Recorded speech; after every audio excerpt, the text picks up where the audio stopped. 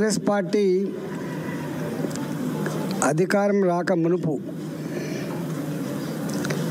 కామారెడ్డి డిక్లరేషన్లో 42% బీసీలకు స్థానిక సంస్థలు రిజర్వేషన్ ఇస్తామని చెప్పి రకరకాల డ్రామాలు ఆడి చివరికి మొండి చేయి ఇచ్చి ఎన్నికల నిర్వహణ కూడా 2 సంవత్సరాలు గడిచినప్పటికీ ఎన్నికలు వస్తాయని తెలిసినప్పటికీ కూడా పూర్తి స్థాయిలో అరేంజ్మెంట్స్ అక్కడ లేవు అని కాంప్లైంట్స్ వస్తూ ఉన్నాయి.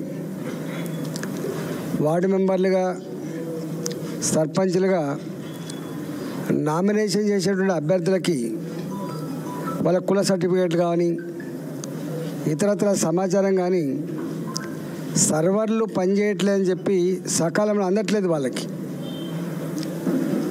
రెండవది, ఇప్పటికే పేపర్లలో ఆ ఇచ్చే 23% రిజర్వేషన్ కూడా శాస్త్రీయంగా లేదని, 17% అని కొంత, లేదు 21% అని కొంత, మొత్తానికి 2 సంవత్సరాల నిరీక్షణలో బీసీల కళలో మాత్రం మట్టి కొట్టినది ఇలా సర్వత్రా ప్రజలు భావిస్తూ ఉన్నారు. తప్పకుండా ఆ వర్గాలు ఇలా కాంగ్రెస్ పార్టీని బొందబెట్టడానికి సమాయత్తమవుతున్నట్టు గ్రౌండ్లో ఉన్నటువంటి పరిస్థితి అర్థమవుతుంది. గ్రామాల్లో చూస్తూ ఉంటే పోయినసారి సర్పంచ్లు ఎవరైతే చేసినరో వాళ్ళు పనిచేసిన దానికి బిల్లులు రాకపోవడం, వాళ్ళ చెక్ పవర్లు కలెక్టర్లు చెప్తే తప్ప లాకులు ఓపెన్ చేయకపోవడం, వచ్చిన డబ్బులు నేరుగా జీతభత్యాలకు నేరుగా కరెంటు బిల్లులకే పోవడం, గ్రామాల్లో ఉన్నటువంటి సర్పంచ్లుగా ఏదైనా ప్రజలకు అవసరమైతే పనిచేద్దామంటే కూడా చేయలేని పరిస్థితి. చేసిన బిల్లులు రాక అనేక మంది ఆత్మహత్య చేసుకున్నారు, అనేక మంది ఉత్తరాలు పెట్టి ఆత్మహత్య ప్రయత్నం చేశారు. ఇప్పుడు పోటీ చేయడానికి వెనుక ముందు ఆడుతున్నారు. మేము గెలుస్తాం నిజమే, కానీ నిధులు లేకపోతే మేమెక్కడ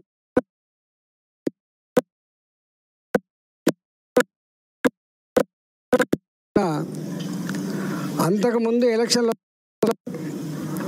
ఒక్కొక్క గ్రామానికి 20 మంది 25 మంది పోటీదారులు ఉండేది. కానీ ఇప్పుడు చూస్తున్నాం, రేపు నామినేషన్ లాస్ట్, చాలా గ్రామాల్లో బతిరాలు నిలబెట్టే పరిస్థితి వచ్చింది. బతిరాలు నిలబెట్టే పరిస్థితి వచ్చింది.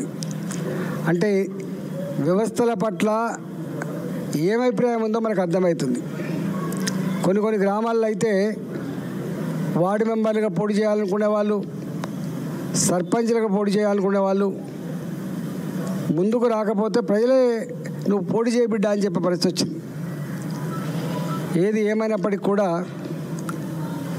ఈ పరిస్థితిని బట్టైనా ప్రభుత్వాలు గుణపాఠం తెచ్చుకొని స్థానిక సంస్థల్ని బతికించేటట్టుగా, స్థానిక సంస్థలకు అధికారులు కట్టబెట్టేటట్టుగా, స్థానిక సంస్థల నిధుల్ని గ్రామాల్లో ఆ పాలక మండలి ఖర్చు పెట్టుకున్నటువంటి అధికారం ఇవ్వాలని చెప్పి వాళ్ళు కోరుతున్నారు. కనీసం ఈసారైనా అది నెరవేరుస్తారని చెప్పి ఆశిస్తున్నాం. హుజురాబాద్లో 107 గ్రామ పంచాయతీలు ఉన్నాయి.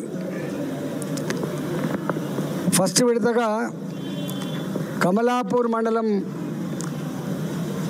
11వ తారీఖున ఎన్నికలు జరగబోతూ ఉన్నాయి. అక్కడ 23 గ్రామ పంచాయతీలు ఉన్నాయి. ఇల్లంతకొండ మండలం, జమ్మికుంట మండలం, హుజురాబాద్ మండలం, వేణివెంక మండలం అన్నీ కలిపి 107 గ్రామ పంచాయతీలు. మిగతా 4 మండలాలు థర్డ్ విడత 17వ తారీఖున ఎన్నికలు జరగబోతూ ఉన్నాయి. కాబట్టి మేము ముందుగా అనౌన్స్ చేసినట్టుగా 25 సంవత్సరాలుగా హుజురాబాద్ నియోజకవర్గంలో వార్డు స్థాయి నుంచి మొదలుపెట్టి సర్పంచ్ వరకు కావచ్చు, ఎంపీటీసీ నుంచి మొదలుపెట్టి ఎంపీపీ వరకు కావచ్చు, జెడ్పీటీసీ నుంచి మొదలుపెట్టి జిల్లా పరిషత్ వరకు కావచ్చు, కౌన్సిలర్ నుంచి మొదలుపెట్టి మున్సిపల్ చైర్మన్ వరకు కావచ్చు, అన్ని ఎన్నికల్లో కూడా 22 ఏళ్ళుగా మేమే గెలుచుకునే చరిత్ర ఉంది ఇక్కడ. వార్డు మెంబర్, సర్పంచ్, ఎంపీటీసీ మనం గెలవకుండా ఎమ్మెల్యేలు గెలవడానికి కానీ ఎంపీలు గెలవడానికి కానీ అంత ఈజీగా ఉండదు.